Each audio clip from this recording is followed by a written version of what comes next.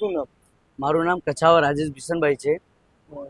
અત્યારે police commissioner માટે શું રજૂઆત માટે આવ્યા? સાહેબ શ્રી પાસે અમે રજૂઆત લઈને આવ્યા છે કે સાહેબ અમારા મોટા પપ્પા 22 વર્ષથી અહીંયા ભરતાણા ખોડિયારનગર સોસાયટી 47 નંબર પ્લોટમાં રહીએ છીએ. એ મારા મોટા પપ્પા એક્સપાયર થઈ ગયા, મોટા મમ્મી એક્સપાયર થઈ ગયા, અને મોહનભાઈ ગિરધારીભાઈ ચાવડા જે પ્લોટ એમ કહે છે કે આ પ્લોટ તમે ખાલી કરો, આ પ્લોટની ફાઇલ અમારા પાસે છે, અને તમે પ્લોટ ખાલી ન કરો તો અમે તમારા ઉપર એસિડ નાખી અને તમારી છોકરીઓને ઉપાડી લઈશું, તમે ગમે એમ કરીને આ પ્લોટ ખાલી કરી દેજો. તો અમે સર આ પ્લોટ ખાલી કરવા નથી માંગતા, કેમ કે આ સાહેબ પ્લોટ અમારો અને અમારા બાપનું છે, એટલે અમે ખાલી નહીં કરીએ. અને એ લોકો અમને ધમકી આપે છે અને પાછા પોલીસને લઈને આવે છે.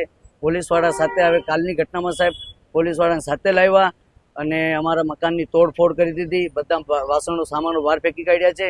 અને આજની તારીખમાં અભી હાલ પણ એ લોકો ત્યાં જ બેઠા છે અને ધમકી આપે છે જે કોઈ પણ અહીંયા આવશે એને અમે કાપી કાઢીશું.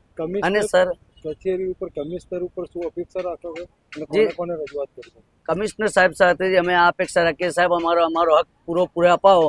અને અમે આ અપેક્ષા ગૃહમંત્રી હર્ષ સંઘવી સાહેબ, પછી મુખ્યમંત્રી ભૂપેન્દ્રભાઈ પટેલ તથા અમારા પ્રધાનમંત્રી નરેન્દ્ર મોદી સાહેબથી પણ અમે આ અપેક્ષા રાખીએ છીએ કે અમારો હક અમને અપાવો.